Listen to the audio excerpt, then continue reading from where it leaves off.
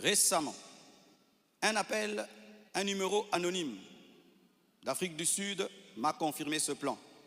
La personne a affirmé détenir plusieurs enregistrements vocaux dans lesquels Blanche était en train de se confier à sa maman. Et un jour, je parlerai de tout ça, mais pas maintenant. J'en parlerai dans 1 mois, 6 mois. Un jour, je parlerai de tout ça.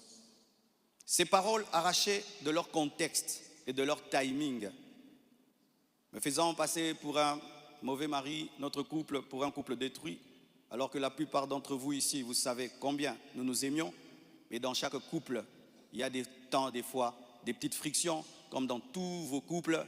Et en 18 ans, jamais nous n'avons parlé de divorce, je ne l'ai jamais frappé, je ne l'ai jamais insulté, je ne l'ai jamais tapé. Après 18 ans de mariage, je lui ai redemandé en mariage. Je suis allé prêcher dans l'église de mon fils Olivier, au Botswana. Tout ce qu'il m'a donné pour me bénir, je lui ai acheté une bague en diamant et je lui ai redemandé en mariage. Elle avait même témoigné dans une émission ici. Quand vous voyez ces dernières vidéos, cette femme était heureuse, était épanouie.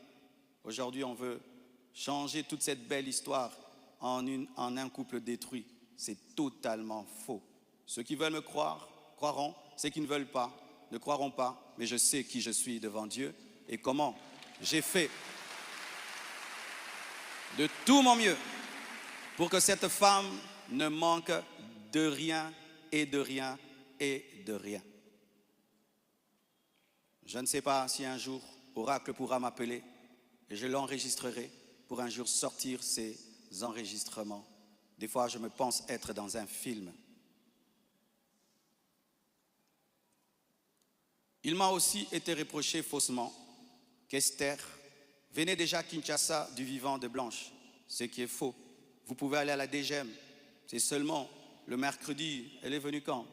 Mercredi qu'elle est venue. Et d'ailleurs, quand elle est arrivée à l'aéroport, la DGM devait l'amener parce que c'était sa première fois. Je l'ai rencontrée après le départ de Blanche au travers d'un ami.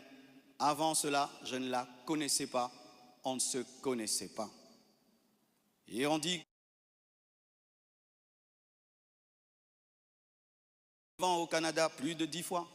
De toute ma vie, je suis allé au Canada que 2 fois, pendant que Blanche était vivante.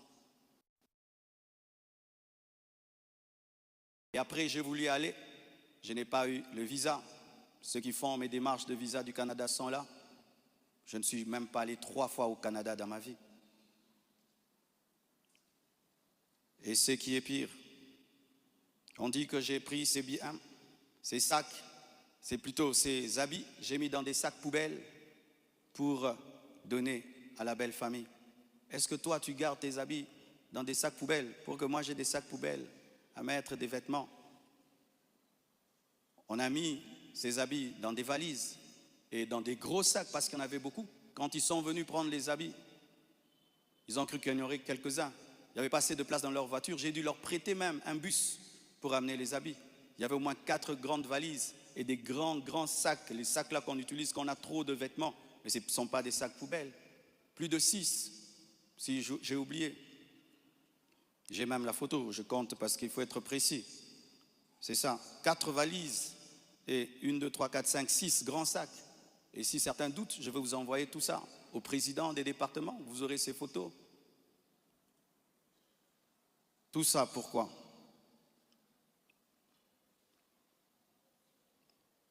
Et ce qui est terrible, on m'accuse même de l'avoir tuée, alors qu'elle est décédée d'une crise cardiaque à l'hôpital, suite à une opération.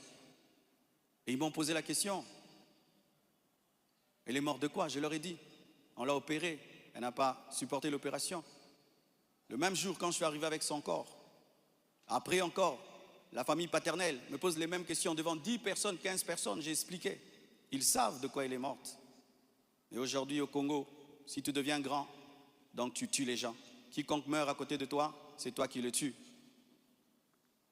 Le jour que Dieu t'élèvera, tu comprendras ça. Tu dois prier que tout le monde vive 90 ans. Si les gens commencent à mourir, c'est toi qui les tues. Comment peux-je tuer la mère de mes enfants? Priver Tabiri de sa maman? Comment? Même toi, qui vient de te convertir, tu ne peux pas faire une telle chose. Moi, serviteur de Dieu. Elle est partie en Turquie samedi.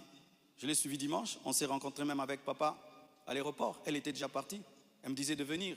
Parce que pour son opération, il fallait que le mari signe. Et je suis arrivé, j'ai signé. Même pour une césarienne, on signe. Elle est partie, elle n'est jamais plus revenue. Et comment son corps est venu vite?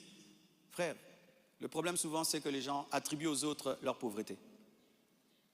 Lorsqu'il n'y a pas les moyens, quelqu'un peut mourir lundi pour que le corps vienne. On prend 2 semaines de cotisation. Mais quand Dieu t'a béni et tu as des relations, et même le médecin est touché par ce qui t'est arrivé, c'est ce médecin qui a tout fait. Je dis, je ne peux pas dormir dans votre pays, je ne peux pas rester, je ne peux pas supporter. Je dois partir demain. Mes enfants ne peuvent pas rester en train de pleurer dans ce pays. Il a dit, qu'est-ce que tu veux que je fasse? J'ai dit, fais tout, que je rentre. Il a tout fait et on est venu. Et c'est la sorcellerie. Comment quelqu'un peut mourir? Du coup, vous prenez le corps, vous amenez, c'est trop vite. Donc vraiment, c'est terrible, terrible. Vraiment le niveau de raisonnement que les Congolais nous avons atteint, vraiment. Vraiment que les écoles recommencent, je ne sais pas, vraiment. C'est terrible. Des fois,